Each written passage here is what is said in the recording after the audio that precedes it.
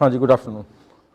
So today we'll discuss two things. First of all, we'll see कि how we have earlier discussed कि how the validation can be done in economy and polity, and we have given you a prototype of validation sheet which you have to gradually fill and gradually prepare with yourself. Good afternoon to all of you. Very good afternoon. And आज हम geography को पकड़ते हैं कि geography में value addition क्या चीज़ें होती है, वैल्यूडेशन कैसे होती है. अब आप देखिए ज्योग्राफी में थोड़ा सा अलग है. देखो, हर सब्जेक्ट के टीचर को इम्प्रेस करना या उस आंसर को वैल्यू ऐड करने का तरीका अलग होता है. For example if we talk of polity तो कुछ आर्टिकल्स मेंशन करें, हम जजमेंट मेंशन करें तो वैल्यूडेशन होती है. इकोनॉमी में अगर कोई आप डाटा देते हो या कोई आप ग्रोथ रिपोर्ट की कोई फाइंडिंग देते हो तो वो ज़्यादा वैल्यू ऐड करती है. उसी तरह से ज्योग्राफी में जब हम कहते हैं तो ज्योग्राफी में जब से सबसे इंपॉर्टेंट वैल्यूडेशन का जो जरिया है that is maps and diagrams. Primary maps and diagrams use करके आप सबसे अच्छी वैल्यूडेशन कर सकते हो, राइट. तो मैंने यहां पे यही लिखा है सबसे पहले, मैप्स. अब आप मैप्स को अगर देखें, सॉरी राइट, मैप्स. तो इसमें तरीका क्या है मैप्स की वैल्यूडेशन करने का? सी, हमें दो चीज़ें प्रैक्टिस करनी होती हैं इसके अंदर. फॉर एग्जांपल सी, अगर आपको मैप्स करने की प्रैक्टिस करनी है तो सबसे पहले आपको छोटा सा ना एक बेसिक इंडिया का मैप है ना, बेसिक मैप्स बनाने की प्रैक्टिस करनी है. जैसे फॉर एग्जांपल अब मैं आपको, वैसे तो मुझे बनाए काफ़ी देर हो गई लेकिन फिर भी आई विल ट्राई. जैसे ये इंडिया का मैप है, आपने ऐसे करके ऐसे बनाया, ठीक ही बन रहा है आई थिंक.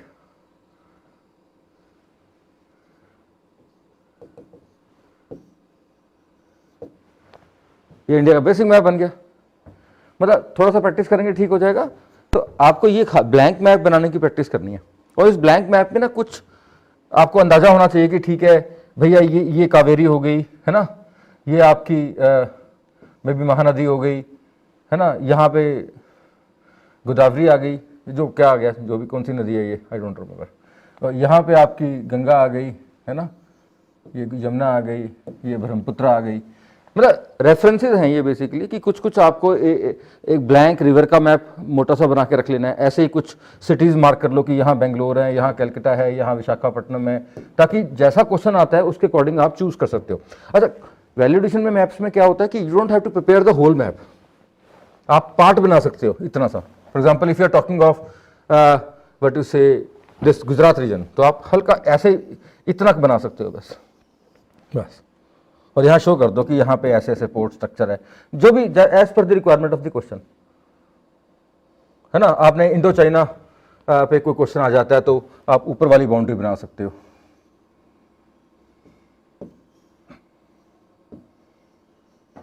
ऐसे करके कुछ भी ना, ठीक है. तो ये ऐसे ब्लैंक मैप बनाने की प्रैक्टिस करो. मैंने उसमें लिखा है कि रिवर्स मार्क करो, माउंटेन्स मार्क करो कि ठीक है ये वेस्टर्न घाट हो गए, ईस्टर्न घाट हो गए, ये हिमालयस हो गए यहाँ पे है ना, अपर हिमालयस, लोअर हिमालयस, थोड़ा सी अरावली, मतलब मैप मार्क करके देख लो. That basically helps you to fastly draw maps in the exam. तो हमें क्या करना है कि मैप्स की ऐसे एक विद टाइम जो भी आप पढ़ते हो वो मैप्स के ऐसे आपको एक प्रैक्टिस कर लेनी है. और आप बना के चलो कि अराउंड ज्योग्राफी के लिए अराउंड 100 मैप्स, बेसिक 100 मैप्स की प्रैक्टिस आपकी होनी चाहिए. ठीक है, 100 मैप्स की प्रैक्टिस आपकी होनी चाहिए. रिवर्स, माउंटेन्स, कुछ पॉइंट्स, पोर्ट्स, आइडिया होना चाहिए आपको, and you can accordingly keep it. ठीक है ना, ये तो हो गए मैप. फिर सेकंड आ गया आपके डायग्राम्स. अब डायग्राम्स आपके क्वेश्चन के अकॉर्डिंग बनते हैं. फॉर एग्जांपल आपको क्वेश्चन साइक्लोन पे आ गया, पेपर में आया भी हुआ क्वेश्चन साइक्लोन का, तो साइक्लोन का diagram, basic diagram, tropical cyclone, temperate cyclone. फिर आपका चाहे क्वेश्चन सुनामी पे आ गया कि सुनामी, तो आप थोड़ा सा वर्ल्ड के मैप पे डिफरेंट एरियाज में शो कर सकते हो कि जो सुनामी प्रोन है या पहले आई हैं जहां सुनामीज.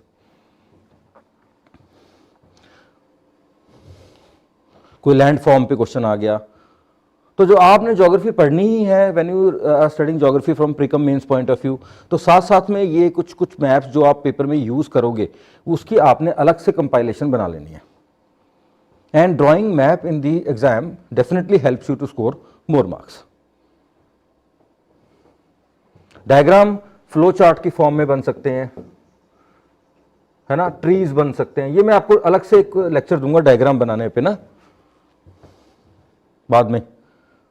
हमने एक बनाए भी हैं बीच में डायग्राम, कहीं आपको मैंने स्ट्रक्चरिंग ऑफ आंसर में प्रैक्टिस कराई भी है, बट इसको और भी तरीके से देखेंगे एक हायर स्टेज पे, है ना। तो फिर सेकंड ना थर्ड इसमें वैल्यूडेशन आती है डाटा की। Now particularly in human and economic geography जो रिसोर्सेज का पार्ट है आपका, चाहे लैंड रिसोर्सेज है, वाटर रिसोर्सेज है, एग्रीकल्चर है, इंडस्ट्री है, या अर्बनाइजेशन है, ट्राइब्स है, अगर ऐसा कोई भी क्वेश्चन आता है वहां पे जो बेसिक डाटा है that helps, basic data helps.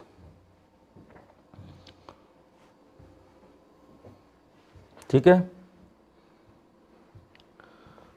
हम बातें कर चुके हैं ये, लेकिन फिर भी चलो करंट इवेंट का भी आप हवाला दे सकते हो। जो जो टॉपिक आपके मेंस के सिलेबस में आते हैं तो उसके आप, जैसे कहीं साइक्लोन आया रिसेंट, अब क्वेश्चन पेपर में साइक्लोन पे आ गया, ट्रॉपिकल साइक्लोन पे आ गया, और रिसेंटली 2-3 साइक्लोन्स के नाम आपने वहाँ लिख दिए, तो definitely it adds to your marks. मतलब 1 या 2 नंबर आपको एक्स्ट्रा जरूर मिल सकते हैं। कहीं फ्लड आए, जैसे चाइना में फ्लड्स आए या हमारे नॉर्थ ईस्ट इंडिया में फ्लड्स आए, कुछ खास बात है पेक्युलर, अर्बन फ्लड्स हैं जैसे चेन्नई में आए थे या मुंबई में अर्बन फ्लड्स आते हैं, है ना। तो ऐसे कुछ एग्जाम्पल लेके रखोगे करंट इवेंट में तो इट विल बी हेल्पफुल। और करंट इवेंट मैंने आपको बोला है कि ईयर और month, month is must, month is must, month and year होना चाहिए अगर आपको करंट इवेंट साइड कर रहे हो। आपके पास टेंटेटिव होना चाहिए, थोड़ा बहुत ऊपर नीचे हो जाए कोई फर्क नहीं पड़ता, पर वहां लिखना जरूर है कि हाँ इस मंथ में और इस ईयर में ये फ्लड आया था या फॉर एग्जाम्पल, और या ये साइक्लोन आया था फॉर एग्जाम्पल। तो ऐसा करके आप थोड़ा सा एक इंटरेस्ट क्रिएट कर सकते हो एग्जामिनर का अपने आंसर में, and examiner will be having a positive opinion about you, because वो आपको देखेगा कि ये बच्चा रिलेट भी करता है जो कुछ पढ़ता है। He is not simply mugging up, और he is having a broad approach towards this thing. Now last thing is reports. आप कोई रिपोर्ट, क्लाइमेट के ऊपर रिपोर्ट है, आती रहती है ना, क्लाइमेटिक रिपोर्ट पे, ग्लेशिएशन पे रिपोर्ट है, फिर आपकी ओशंस पे, ओशन रिसोर्सेज के ऊपर रिपोर्ट्स आती हैं, इरोजन के ऊपर रिपोर्ट्स, ऐसी रिपोर्ट्स कई आती हैं, पॉपुलेशन के ऊपर रिपोर्ट आ गई, या एग्रीकल्चर डिस्ट्रेस के ऊपर रिपोर्ट आ गई फ्रॉम ज्योग्राफिकल पर्सपेक्टिव। ऐसी कोई भी report from geographical point of view, if it come across, तो आप थोड़ा सा उसको प्रिजर्व कर सकते हो और अपनी वैल्यूडेशन शीट में कुछ इंपॉर्टेंट पॉइंट्स, रेफरेंसेस देके उस रिपोर्ट्स के ऐड कर सकते हो। एंड सी, इसमें वही अप्रोच है। अब इसमें जनरल और स्पेसिफिक की बात हम नहीं करते when we talk in terms of geography, हम वर्ल्ड और इंडियन ज्योग्राफी की बात करते हैं। तो इसको मैंने डिवाइड कर दिया है कि जियोमॉर्फोलॉजिकल एस्पेक्ट है, ये वर्ल्ड फिजिकल एस्पेक्ट है इसके अंदर। इसमें आपके प्लेट टेक्टोनिक्स, लैंड फॉर्म्स, है ना, सब आ जाएगा जियोमॉर्फोलॉजी एंड जियोलॉजी में। फिर आपका इसमें आ गया एटमॉस्फेयर एंड क्लाइमेट, इसमें ट्रॉपिकल साइक्लोन्स, एयर मासेस, जो विंड पैटर्न्स हैं ये आ जाएंगे, क्योंकि पेपर में क्वेश्चन मेंस में आ ही जाते हैं और प्रीलिम में भी आ जाते हैं। एंड थर्ड इज ओशंस के ऊपर, water bodies in the world, कोई ओशन पे क्वेश्चन आ जाए, सी पे क्वेश्चन आ जाए, वाटर बॉडीज पे, उसके रिगार्डिंग। लेकिन प्लीज ये मत करें, जब आप करेंगे इसको ज्योग्राफी, अगर आप पढ़ चुके हो तो आपको अपना रजिस्टर देखना है, क्लास रजिस्टर, उसके अकॉर्डिंग आप उसमें से अपना ये वैल्यूडेशन शीट बनानी शुरू कर सकते हो। You can bring out the value added material separately. आपने करना है अगर ज्योग्राफी, तो बस इसको अपने माइंड में रखो, एक रजिस्टर या कुछ शीट्स बना के रखो, सो दैट कि when you study in the class, side by side you are making your validation sheet also. Next is resources, world resources आ गया, मिसलेनियस टॉपिक्स आ गए, फिर ये इंडियन ज्योग्राफी का आ गया, Indian physical aspect,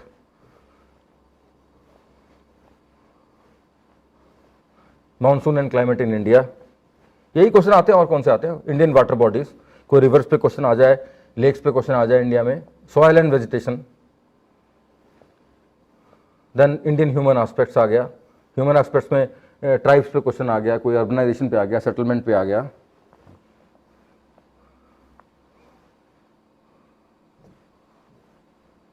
Indian resources पे, water resources, land resources, mineral resources, metallic, non metallic, है ना, एग्रीकल्चर, इंडस्ट्री, सब इकोनॉमिक्स में आ जाएगा, ये इकोनॉमिक ज्योग्राफी में आ जाएगा, आगे कर सकते हो आप।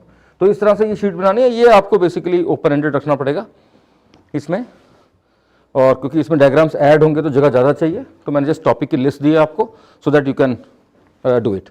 ये क्लियर होगी बात? Is it clear? एक बार यस कर दो।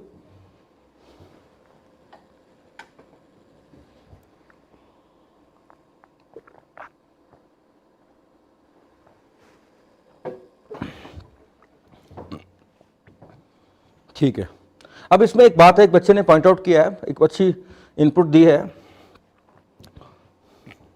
तो वैल्यूडेशन का जो पॉइंट है ना, मैं इसका इंटेंट दोबारा क्लियर करता हूं एक बार।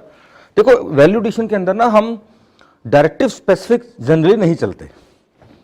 वैल्यू अपना क्या है कि इसमें जब आप कहते हो ना हम वैल्यू ऐड करने के लिए कुछ कर रहे हैं, तो दो स्टेप्स हैं इसके अंदर जो आपको याद रखने हैं। First of all, your main body of the answer, main answer आपका है जिसमें इंट्रोडक्शन है, आपका मेन बॉडी है, कंक्लूजन है, मोटा सा ये बना लिया हमने। अब जो डायरेक्टिव स्पेसिफिक है, लाइक एग्जामिन है, डिस्कस है ना, एनालाइज है, या कोई भी चीजें हैं, ये आपका इस मेन बॉडी का पार्ट है, जो उसमें आर्गुमेंट्स आप दोगे। यहां वैल्यूडेशन नहीं देखनी है आपने। वैल्यूडेशन क्या है कि जब आप ये लिख लेते हो तो उसमें extra inputs in the form of extensions, in the form of extensions, substantiations, illustrations, कि आप दिखा, जो आपने लिखा उसको दिखा रहे हो तरीके से। Value addition is simply a trick, याद रखना, ये ट्रिक है, ये कोई कंटेंट नहीं है आपका डायरेक्टली, ये आप बेसिकली ट्रिक्स इकट्ठे कर रहे हो कि जो आप लिख रहे हो या तो उसको दिखा रहे हो, रिप्रेजेंट कर रहे हो थ्रू अ डायग्राम या थ्रू अ मैप, या जो लिख रहे हो आप उसको आप थ्रू रिपोर्ट या डाटा के थ्रू सब्सटेंशिएट कर रहे हो। ये बेसिकली एक एक्सटेंशन है, it is not the main answer. मतलब वैलिडेशन का मतलब यह है कि अगर आप ना भी करें तब भी क्वेश्चन में कोई फर्क नहीं पड़ता। ये बस दैट इज द की जो मैंने सोची है कि वैलिडेशन मटेरियल वो होता है कि अगर आप पेपर में ना भी लिखें उसको तब भी कोई फर्क नहीं पड़ता कि हां कोई आपका आंसर गलत हो जाएगा। मेरे कहने का मतलब है, सपोज क्वेश्चन आ जाए, discuss the mechanism of Indian monsoon. आपने मैकेनिज्म टेक्स्ट में लिख दिया, 250 वर्ड का क्वेश्चन है, आपने मैकेनिज्म ऑफ मानसून लिख दिया, ठीक है, वो गलत तो नहीं होगा ना वो। लेकिन वही दूसरा बच्चा मैकेनिज्म ऑफ मानसून दिखाने के लिए 2 डायग्राम शो कर देता है, तो अब इसके हो गए वैल्यूडेशन। लेकिन अगर ये डायग्राम नहीं भी बनाए तब भी कोई नंबर तो आएंगे, बस 2 नंबर ज्यादा इस बच्चे के आ जाएंगे। ऐसे मैं क्वेश्चन फॉर एग्जांपल करता हूं कि what examine the importance of agriculture in India. अब मैं examine the importance of agriculture in India, मैंने लिख दिया सब कुछ, ठीक है ना।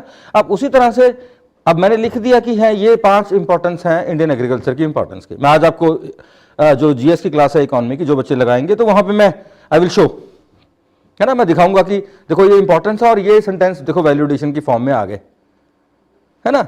अब एग्जामिन मैंने कर दिया, लेकिन अगर उसी में मैंने वैल्यू ऐड करनी है तो मैं बीच में कुछ डाटा डाल दूंगा, या मैं अगर किसी की स्टेटमेंट है ऐसी वैल्यू इंपॉर्टेंस ऑफ एग्रीकल्चर के बारे में तो मैं वो स्टेटमेंट लिख सकता हूं which shows the importance of agriculture, या कोई फाइंडिंग है और या कोई डायग्राम सा बनाना है इंपॉर्टेंस को दिखा के, मैं डायग्राम दिखा सकता हूं एक।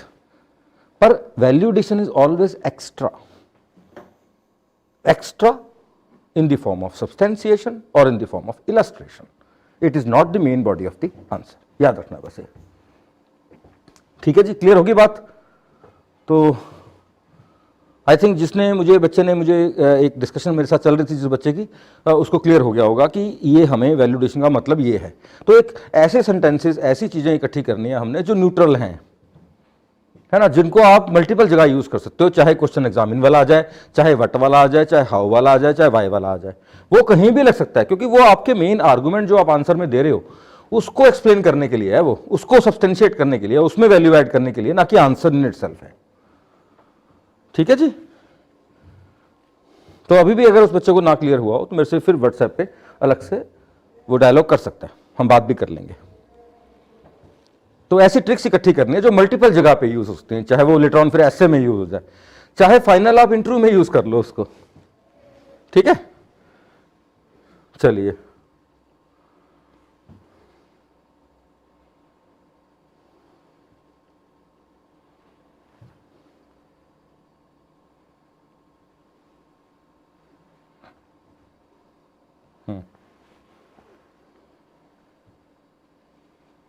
एक मिनट, लेट मी कॉल।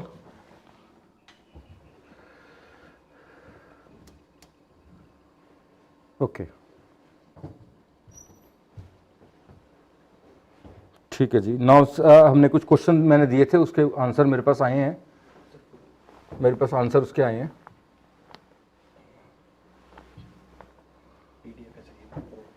नहीं नहीं, मैंने पीडीएफ नहीं, दूसरी दी है। ओहो सॉरी, ये भी पीडीएफ आ गई, गलती से आ गई। मैंने 2 क्वेश्चन दिए थे and students have written it much better. अब फर्स्ट अटेम्प्ट में भी इंप्रूवमेंट मुझे दिखाई दे रही है। क्वेश्चन था among the several factors for Indians potential growth, several factors, among the several factors for India's potential growth the saving rate is the most effective one. तो ए आपका सेविंग रेट है, बी ग्रोथ है। Growth की बात हो रही है कि ग्रोथ के लिए सेविंग, बहुत सारे फैक्टर हैं लेकिन सेविंग रेट एक है, ठीक है। Do you agree? Okay, 1 number question, do you agree. एक तो स्टेटमेंट आ गई, एक स्टेटमेंट के बाद उसने एक क्वेश्चन पूछा, do you agree, what are the other factors available for the growth potential, है ना भाई। अब ये क्वेश्चन देखो, वही 3rd डिग्री का क्वेश्चन है ये, जिसमें आपको अपने आप दिमाग लगाना है। आपको क्लास में अच्छे से कराया हुआ है कि सेविंग क्या होती है, ग्रोथ कैसे होती है, बहुत हमने डिस्कस किया है, लेकिन फिर भी देखो ये क्वेश्चन कितना अंडरस्टैंडिंग बेस्ड है ना। करने को आप एग्जैक्टली ये क्वेश्चन कर लो, लेकिन फायदा नहीं है, अपना माइंड डेवलप करना है हमारे को। अब सबसे पहला इसमें मेन बॉडी में तो ये आएगा कि how this saving rate is link to growth. तो बहुत सिंपल है, कंट्री में अगर सेविंग होगी, सेविंग इन्वेस्टमेंट होगी, इन्वेस्टमेंट से फिर प्रोडक्शन बढ़ेगी, प्रोडक्शन से फिर ग्रोथ आएगी। तो बहुत इंपॉर्टेंट फैक्टर है, विदाउट सेविंग तो कुछ हो ही नहीं सकता, सेविंग इज मस्ट। लेकिन उसने कहा what are the other factors available for growth potential, दूसरे और कौन से फैक्टर्स हैं। देखो सेकंड फैक्टर्स कौन से हैं, अदर फैक्टर्स कौन से हैं, इंटरनल फैक्टर्स कि इंटरनली हम क्या कर सकते हैं, और एक्सटर्नल फैक्टर्स। एक्सटर्नल में क्या है कि हम अगर एफडीआई लेके आए, फॉरेन डायरेक्ट इन्वेस्टमेंट लेके आए, हम ट्रेड बढ़ाएं, ठीक है। और इंटरनल फैक्टर्स के अंदर क्या है भाई, आप इसमें लिख सकते हो पॉलिसी के थ्रू हम कर सकते हैं कि सेक्टोरल बैलेंस लाने के लिए इंफ्रास्ट्रक्चर के थ्रू एटसेट्रा। तो ऐसे डिफरेंट फैक्टर्स मेंशन कर सकते हैं थ्रू विच, या इंस्टीट्यूशनल रिफॉर्म करके सेक्टोरल बैलेंस लेके आगे पर्टिकुलर सेक्टर को प्रमोट करके, है ना, आप जो है ग्रोथ इंश्योर कर सकते हो, ठीक है। अब लेट अस सी कि आपने क्या लिखा है।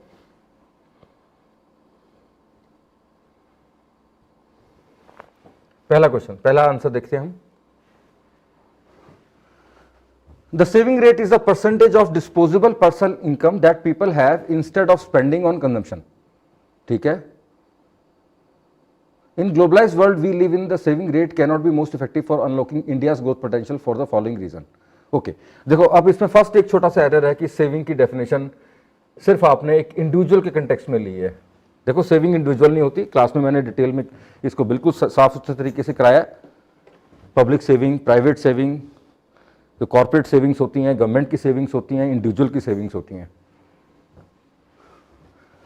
इन the globalized world we live in, saving rate can not be the most effective for unlocking in periods like there is a increase in the saving rate as people postpone current spending to prepare for future, hence demand drops down, exports fall and growth is shift. Lower saving rate may imply higher inflation and lower economic growth. Lower saving, अच्छा, but for countries like ours with so much population, we need to keep the money rolling according to Phillips curve for lower employment. Rapid growth of exports, ease of doing business, infrastructure, research and development.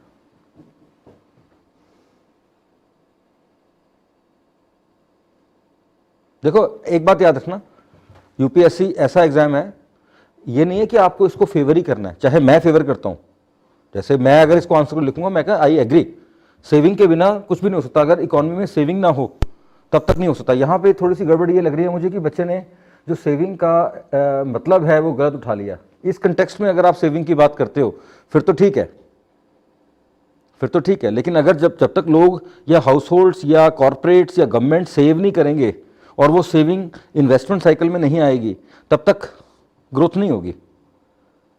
तो saving तो pre requisite है ना, बस बात source of saving करने की, source of saving की है ना। आपने थोड़ा सा इसलिए, लेकिन अच्छा लिखा है, बट आई विल विश कि थोड़ा सा इसको आप सेविंग को दोबारा पढ़ के एक बार फिर आंसर को लिख के मुझे दिखाएं, बट अच्छा लिखा है, यू हैव गुड अंडरस्टैंडिंग, आपकी अंडरस्टैंडिंग अच्छी है, आपने ये ठीक लिखा है, लेकिन थोड़ा कंटेक्स्ट मुझे गड़बड़ लग रहा है।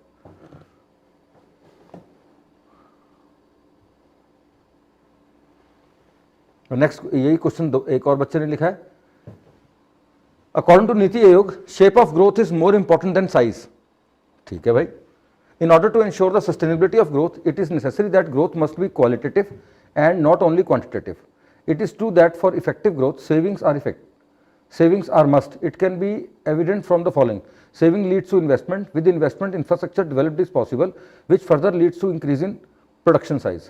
ठीक है, in one way or the other, saving leads to boost the manufacturing units, which ठीक है, more dynamic domestic saving, high risk taking capacities, ability to attract FIs. More FIs, employment, technology growth. ठीक, all the savings are important, but not only the fiscal policy approach, improving BOP situation, managing trade imbalances, encouraging FDIs, monetary policy management, strong mechanism of monitoring corruption, data collection. सही है, very good. अब ये question 150 word का था, ठीक है ना, तो ये क्वेश्चन ठीक लिखा है आपने, थोड़ा सा यहाँ पे आप इसको इम्प्रूव कर सकते हो, अदरवाइज गुड आंसर है। And you can be given in this, अगर 10 नंबर, ये कितने कुछ नंबर का, 10 नंबर का क्वेश्चन है, तो 10 में से आपको पेपर में एग्जाम में आराम से 5 नंबर मिल जाएंगे इसमें।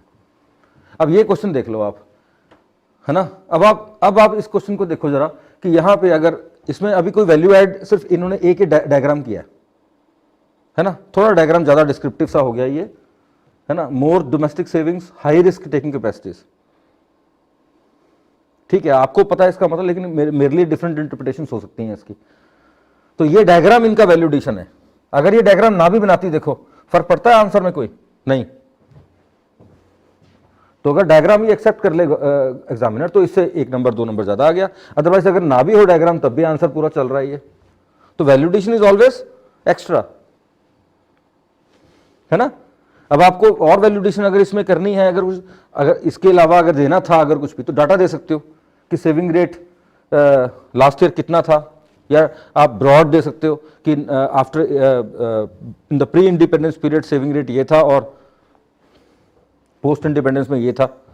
तो बात सेविंग से ग्रोथ होती है डेफिनेटली, लेकिन अदर फैक्टर्स क्या हैं अवेलेबल, कि भाई अगर सेविंग को इन्वेस्टमेंट में कन्वर्ट भी तो करना है हमारे को, अगर हमारा स्ट्रक्चर ही ठीक नहीं है, इंस्टीट्यूशनल रिफॉर्म्स ही ठीक नहीं है, प्रॉपर फिस्कल पॉलिसी नहीं है, प्रॉपर मॉनेटरी पॉलिसी नहीं है, तो सेविंग इन्वेस्टमेंट में कन्वर्ट कैसे होगी, है ना।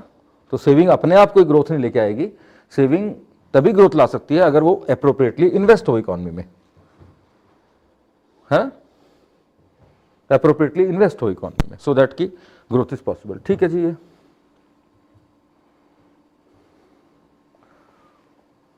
एक और क्वेश्चन लिखा है, देखो ये, India's gross saving rate stood at 30% of the GDP in which household sector holds the major position. ठीक है, it shows the Indian society had habit of saving either in the form of physical और financial assets. ठीक है, whenever there is uncertainty in the economy और negative growth they lead to save more and hence hurt the economy even मोर।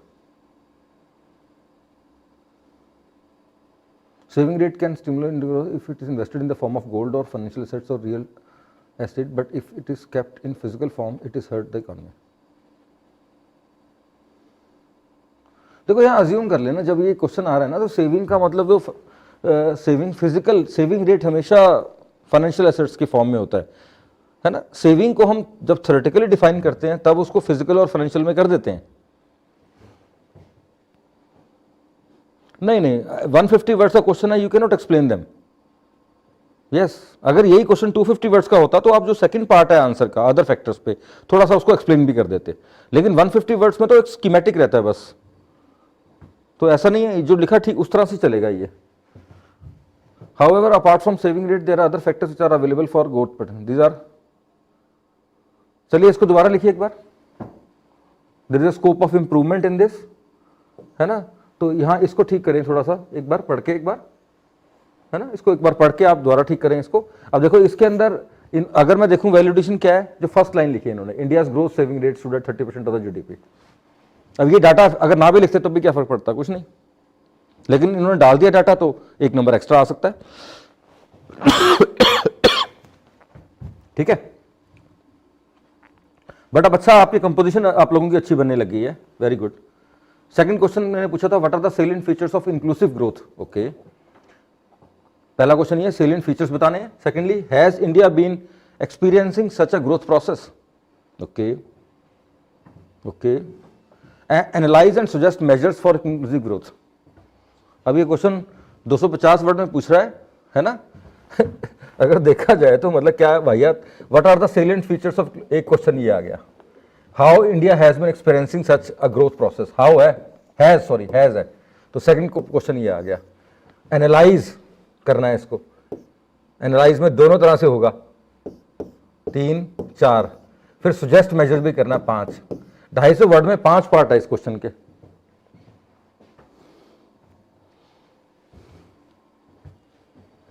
पांच part हैं इस question के. सोच के देखो, 250 वर्ड में 5 पार्ट हैं इस क्वेश्चन के. मतलब does it make any sense. अब यहां सबसे बड़ी चैलेंज ये आता है कि you have to make a decision कि मुझे कितने वर्ड्स कितने पार्ट पे लगाने हैं.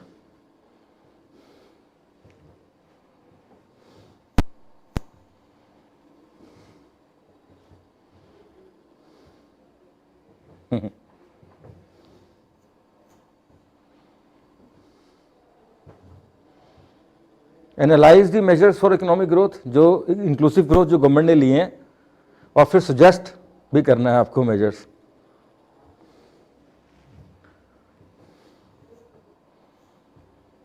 नहीं, ये कंसेप्चुअल है. What are the salient features of inclusive growth. Features क्या है इकोनॉमिक ग्रोथ के, किस चीज को आप इंक्लूसिव ग्रोथ कहोगे, कौन से ऐसे फीचर हैं जिसको देख के आप इंक्लूसिव ग्रोथ कहोगे जिसको. और मेजर्स आ गया कि किन इंस्ट्रूमेंट्स के थ्रू वो ग्रोथ करोगे, उन फीचर्स को अचीव करोगे. किस चीज को आप इंक्लूसिव ग्रोथ कहोगे.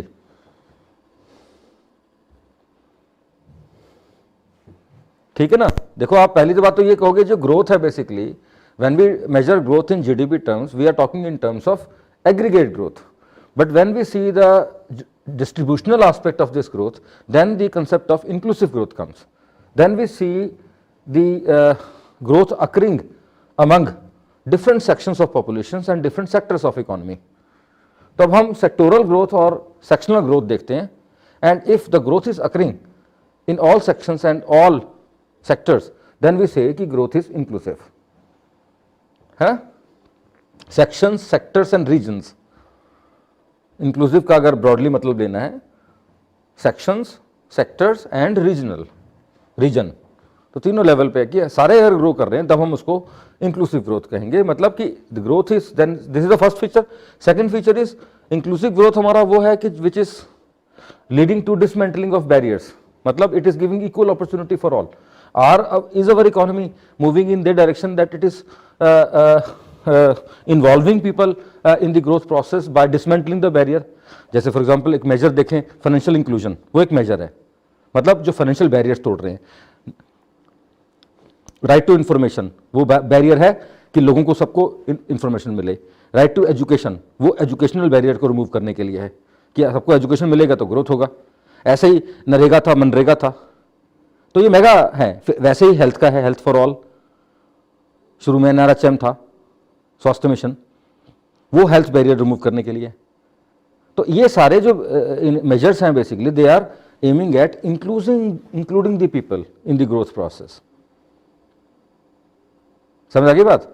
तो अब ये 5 ऐसे आएंगे. तो आपने क्या लिखा, मैं देखूं जरा, समझ आ गई ना बात. ये आई थिंक ये करा हुआ है हमने काफी.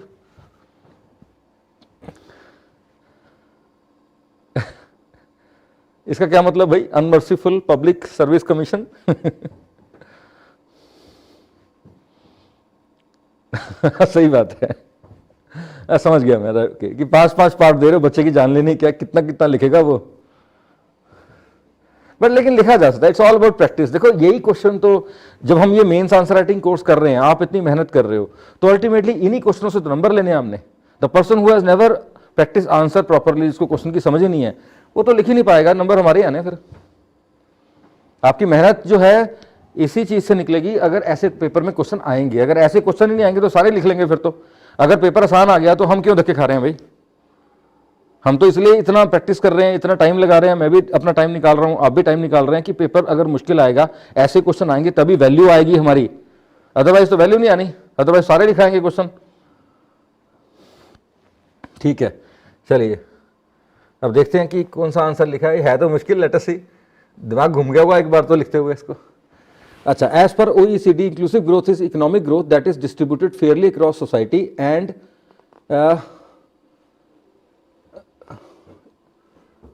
opportunities for all. Very good. The main focus is to create an egalitarian society, thus narrowing down the differences between rich and poor. ठीक है। Inclusive growth encompasses features like skill development, financial inclusion, technological advancement, economic growth. नहीं, देखो अब ये थोड़ा सा difference आ गया, लेकिन गलत नहीं होगा पेपर में, क्योंकि उन्होंने सेलेंट फीचर्स पूछा है तो थोड़ा सा हो जाता है। लेकिन जो मैंने आपको बताया ना कि जो फीचर्स बेसिकली इंक्लूसिव ग्रोथ के यही है कि क्या सेक्शनल ग्रोथ है, सबको all section like rich and poor की different caste, religious caste barriers, upper caste, lower caste, male female, है ना, फीमेल इम्प्रूव, ये एक सेक्शनल इंक्लूजन है, एक सेक्टोरल इंक्लूजन है कि different sectors of economy, service, industry, agriculture सब इंक्लूडेड है या नहीं है। प्रेजेंटली अगर आप देखें जो एग्रीकल्चर सेक्टर है हमारा वो इंक्लूडेड नहीं है। So agriculture is still protected and agriculture is still having a very petrified type of line. तो अगर हम रिफॉर्म्स मेन स्ट्रीम में देखें तो एग्रीकल्चर अभी भी एक्सक्लूडेड है, तो सेक्टरल इंक्लूजन नहीं है। फिर रीजनल इंक्लूजन होगी, सारे रीजन्स को बराबर मिल रहा है या सारे रीजन्स ग्रो कर रहे हैं, तो वो थोड़ा सा मतलब ये फीचर्स बन जाते हैं। क्या बात है, दैट्स एटीट्यूड। हम भी पूरे पक्के हैं, कर लेंगे। और क्या है, अरे क्वेश्चन कहीं ऊपर से थोड़ी उठ के आएगा, यहीं आएंगे क्वेश्चन, हाथ पैर मार लेंगे। ये एटीट्यूड लेके हम जाएंगे नहीं कि सारा कुछ आता हो, हाथ पैर मार लेंगे कि भैया ठीक है करना ही करना है हमारे को ये तो, और लिख के आएंगे कुछ ना कुछ। ठीक है, India's economic performance in recent years have been outstanding in relation to both its okay India in much more global economy reliance experience inclusive growth. Major challenges behind this are poverty. ये तो कुछ और ही लिख दिया भाई मेरे। Challenges का पूछे उसने, चैलेंजेस टू इकोनॉमिक ग्रोथ तो पूछे नहीं, इंक्लूसिव ग्रोथ तो पूछे नहीं। Has India been experiencing such a growth process, उसका आंसर लिखा क्या आपने? When the global economy system average GDP growth okay inclusive growth dependent index.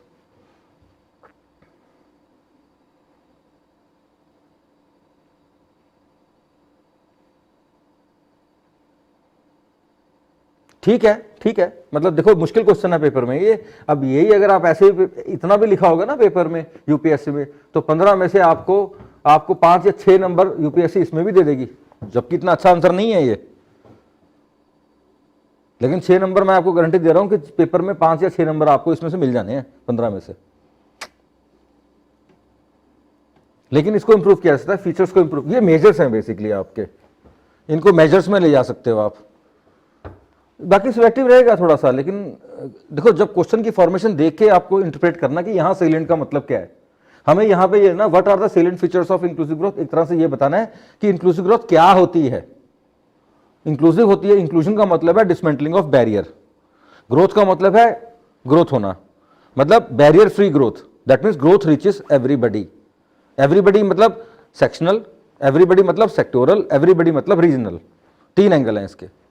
हो गया आपका सेलेंट फीचर, इसके 3 सेलेंट फीचर हो गए कि सेक्शनल ग्रोथ होनी चाहिए, सेक्टोरल होनी चाहिए और रीजनल होनी चाहिए। That is the idea of inclusion. ठीक है, इज इंडिया इज हाँ आप कहोगे ठीक है जी, from 9th 5-year plan onward our motto has been inclusive growth and year after year government is stressing on inclusive growth.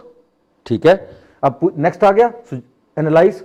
तो government has taken various measures to ensure economic inclusive growth like अब analyse करना है तो parts में divide करना है, याद करो एनालाइज द सैंपल पार्ट्स, तो फाइनेंशियल, सोशल या इकोनॉमिक, एजुकेशनल, पॉलिटिकल,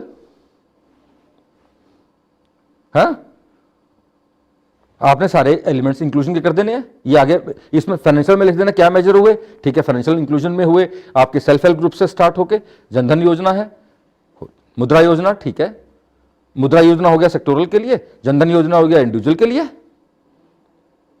ओके।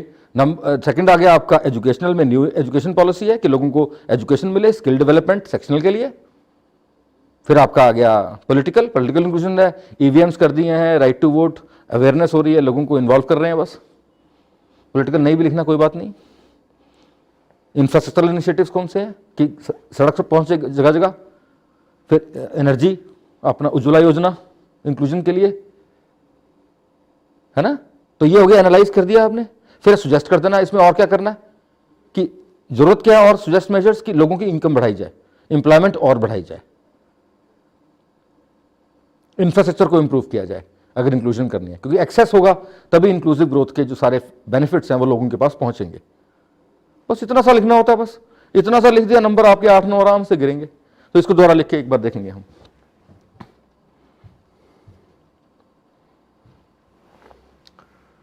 एक और लिखा गया क्वेश्चन ये, inclusive growth efforts to providing equal opportunity to each section of population so benefits of growth can be taken by, okay, every it has include, ठीक है जी,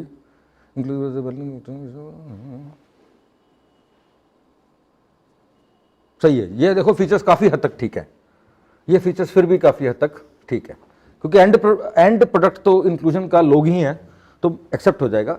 since independence government of India has introduce many programmes to bring,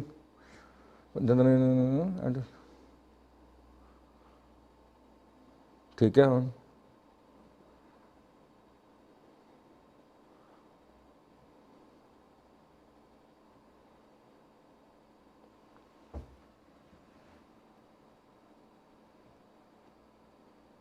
सही है जी, बिल्कुल अच्छा लिखा है।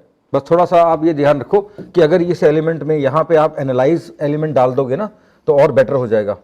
Financial ये ना जो मैंने डिफरेंट एनालाइज में पार्ट्स में डिवाइड करना जरूरी होता है, वो आपकी मर्जी है फिर आप कैसे करते हो, कोई इतनी खास बात नहीं होती कि कोई स्टैंडर्डाइज मेजर है इसका। जो ऐसे आपके दिमाग में ये सारे मेजर्स की जो लिए गए हैं एनालाइज करना है हमने, क्योंकि एनालाइज जब हम करते हैं थोड़ा सा वैल्यूडेशन भी देते हैं कि क्या इससे कोई इफेक्ट हुआ कि नहीं हुआ। had ensured that growth comes from all sectors of the economy, ये आ गया, ठीक है। however growth ऐसे ये आ गया एनालाइज का क्रिटिसिज्म, मतलब फर्स्ट पार्ट ये आ गया, थर्ड ये आ गया, फोर्थ आपका पार्ट ये आ गया, फिफ्थ आपने ये पार्ट करा है। सेकंड पार्ट थोड़ा सा कम है कि चलो वो हो जाएगा, मान लिया इसमें आ जाएगा, तो अच्छा लिखा है, सारे पार्ट्स पांचों आ गए हैं भाई, अच्छा लिखा है भाई जिसने भी लिखा है।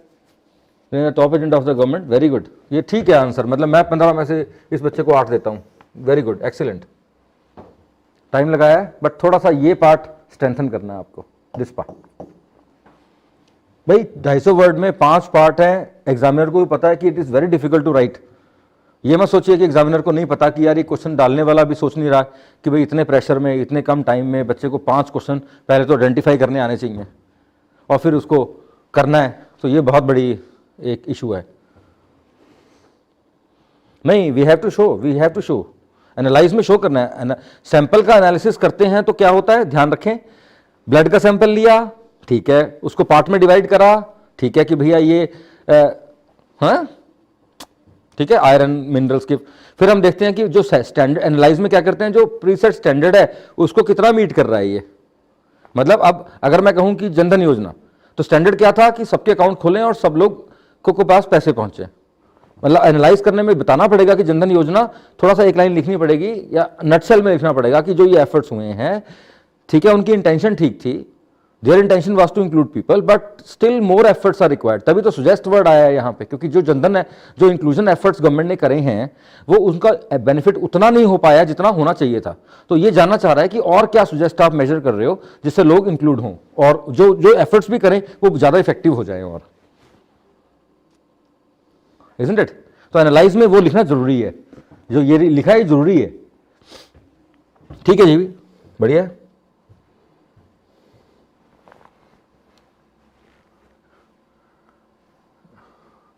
Next is this.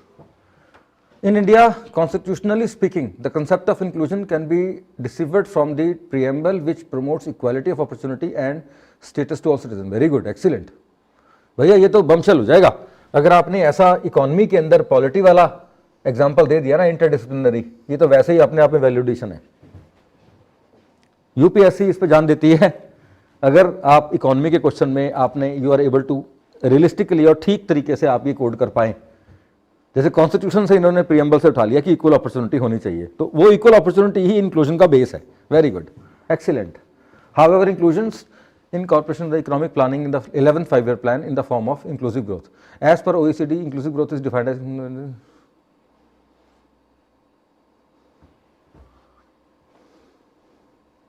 ठीक है, ये कोई चक्कर नहीं।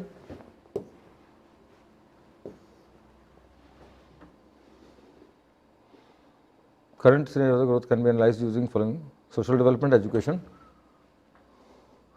health and nutrition, vulnerable section. ठीक है, by example we can summarize that this concrete the way to include. Very good, for a great amount of zeal is required for inclusive growth. Very good, ये आप लोग भी देख सकते हो, आपके पास है। वर्ड्स बढ़ गए हैं बस, अब देखो ना, लिखने को जितना मर्जी लिखते हो वर्ड बहुत बढ़ जाएंगे। अभी 350-400 वर्ड पहुंच गए होंगे, 350 तो पहुंच ही गए होंगे।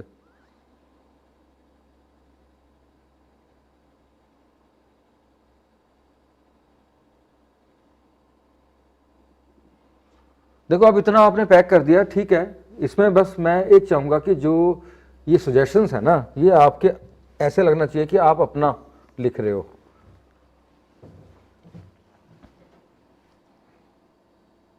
ठीक है, फर्स्ट पार्ट आपका ठीक है, सेकंड पार्ट आपका ठीक है, थर्ड ठीक है, फोर्थ ठीक है। जो सजेशन वाला पार्ट है वो मुझे थोड़ा डेफिशिएंट लग रहा है, क्योंकि सजेशन में आपने सजेशंस दिए ही नहीं है।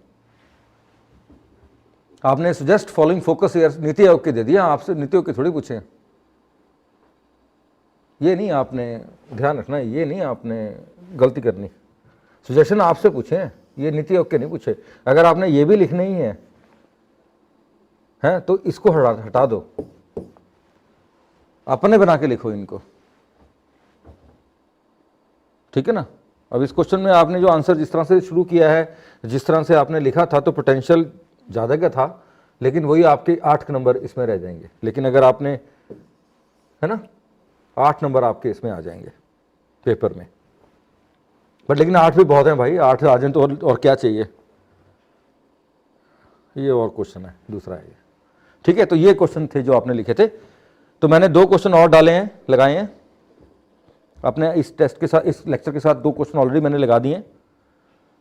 तो very good, I am satisfied with the progress of all जो लिख रहे हैं। लेकिन मैं चाहता हूँ सारे लिखें, है ना। जो भी नहीं लिख पाए तो जो आज मैंने क्वेश्चन 2 लिखे हैं वो जरूर लिखें, और कोशिश करें इस क्लास के साथ चले, है ना, क्लास के साथ चले।